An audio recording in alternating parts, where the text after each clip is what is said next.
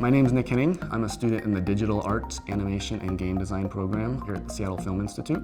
So the work that I do is hard surface modeling, which includes non-organic objects in CG space. So anything that's got lots of right angles, corners, props, spaceships, cars, vehicles, things like that. Growing up, my father was an artist, so we always had his paintings. I still have a couple of his paintings all over our house and everywhere. Having that in the house inspired me. Art was just a part of life. It was just a thing you did. You'd sit down and draw at night, and that just kind of slowly progressed into different aspects of it. I vividly remember the first time I saw Microsoft Paint. Seeing that, I was like, oh no, I want to work on computers. Computer art's where it's at. There's nothing that looks as cool as computer art. When I decided to go to school officially to get my degree in doing this, not just dabbling, was about 3.5, 4 years ago. I had worked doing apartment maintenance for 15 to 16 years. Was really comfortable doing that.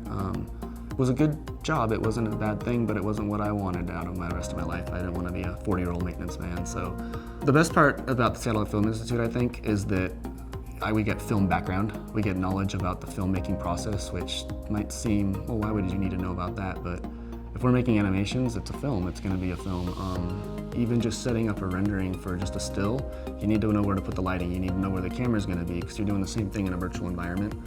The Seattle Film Institute was really good about teaching us about the basics of classic filmmaking, physical filmmaking, sets, and how to set all that stuff up. And transferring that into the CG environment is important on all aspects. Like, you look at any video game, they're going to have this cinematic thing, and that's filmmaking. I follow people that are in the movie industry, and so I try to match the things that they can do.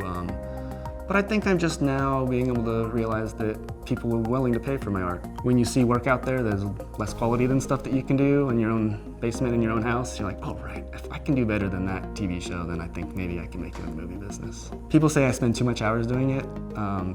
Some peers of mine are, man, your stuff looks so good. It's because I spend 100 hours a week. I'm not kidding, 100 hours a week sometimes working on things.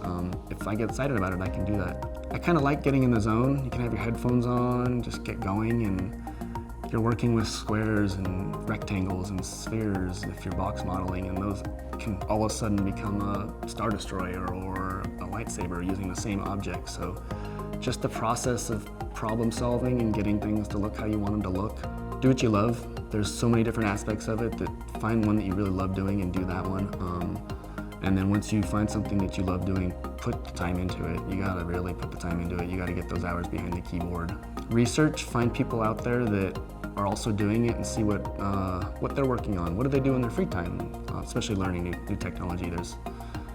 You'll never know all of it, and so the more you know, the better. That's what I could say. The more you can learn, the better.